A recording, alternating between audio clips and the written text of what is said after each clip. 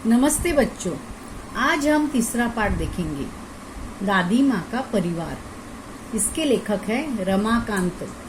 उनको कांत नाम से पहचाना जाता है।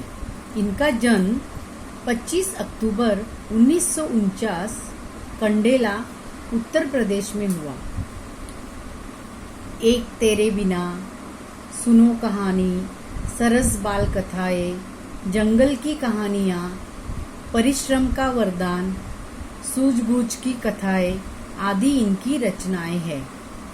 रमाकांत जी की रचनाएं सुप्रतिष्ठित बाल पत्रिकाओं में प्रकाशित हुई है। प्रस्तुत कहानी में लेखक ने यह बताया है कि संकट के समय शांति, एकाग्रता, धैर्य और एकता के साथ कार्य संपन्न करने चाहिए। एक छोटे से घर में दादी माँ रहती थी। यो तो वह निपट अकेली थी, फिर भी घर आबाद था। रोज सुबह दादी माँ उठती, घर बुहारती, सवारती, आंगन में आसन धरती, खाना बनाती, खाती, परिवारजनों से बतियाती, रात होती सो जाती। दिन मजे में गुजर रहे थे। परिवार जन फल फूल रहे थे। इसमें देखो, दादी माँ जो है एक छोटे से घर में रहती थी। वह निपट अकेली थी, यानी अकेली, सिर्फ वही, लेकिन उसका घर आबाद था, यानी फूला हुआ था। किससे फूला हुआ था वह हमें देखना है।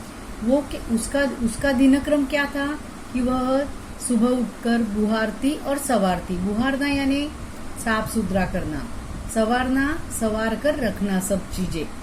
आंगन में आसन धर के, मतलब आसन के ऊपर बैठती थी, खाना खाती और सो जाती थी, और परिवारजनों से बतियाती थी, बातें करती थी।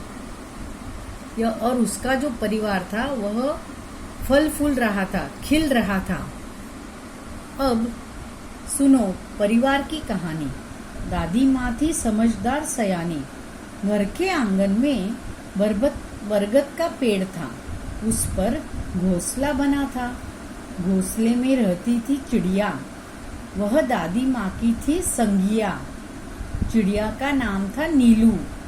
सुबह उठ दादी आंगन बुहारती, नीलू फुदकती चिचियाती, दादी माँ से बतियाती।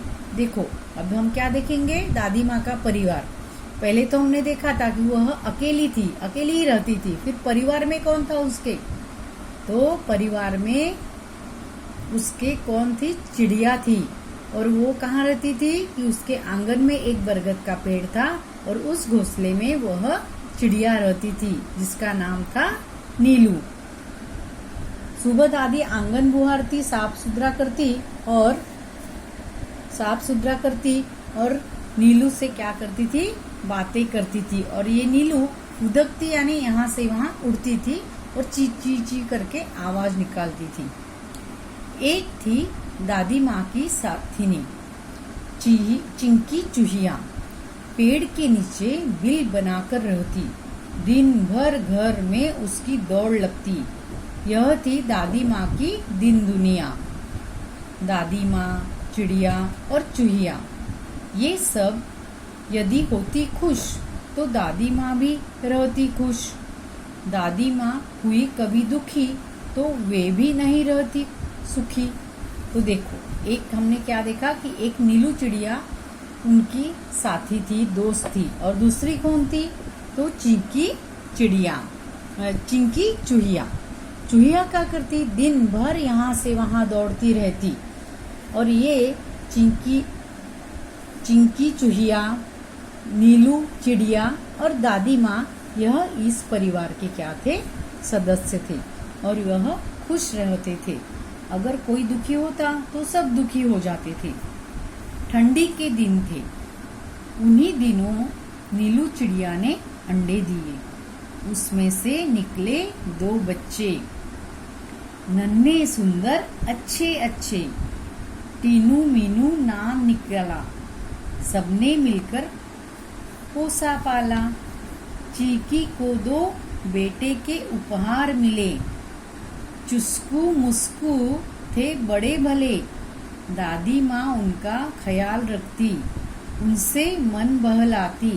स्नेह प्यार से वह दुलारती, रोने लगते तो पुचकारती। चारों बच्चे घर आंगन में दौड़ लगाते, हंसते खेलते और खाते गाते।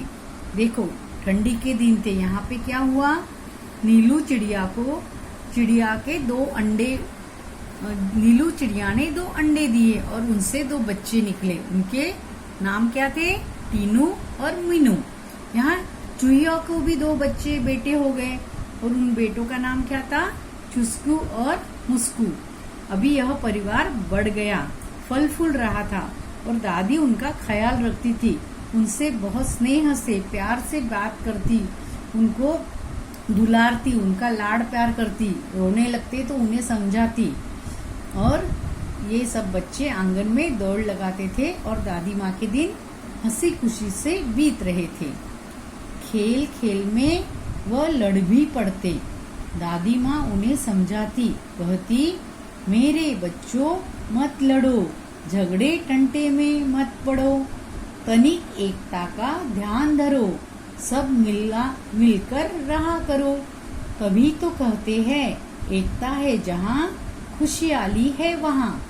यो दिन कट रहे थे हंसी खुशी से, परिवार के सब रह रहे थे खुशी खुशी से। दादी माँ रोज उन्हें समझाती, एकता के उनको लाभ गिनाती। देखो ये खेल खेल में मस्त बच्चे बड़े हो रहे थे और दादी माँ उनको हमेशा समझाती थी कि लड़ना बुरी बात है, हमेशा इकट्ठा रहो, एकता में ध्यान धरो, क्योंकि एकता में क्या रहती है, ताकत रहती है और एकता से काम भी आसान हो जाता है, इससे हम खुश भी हो जाते हैं।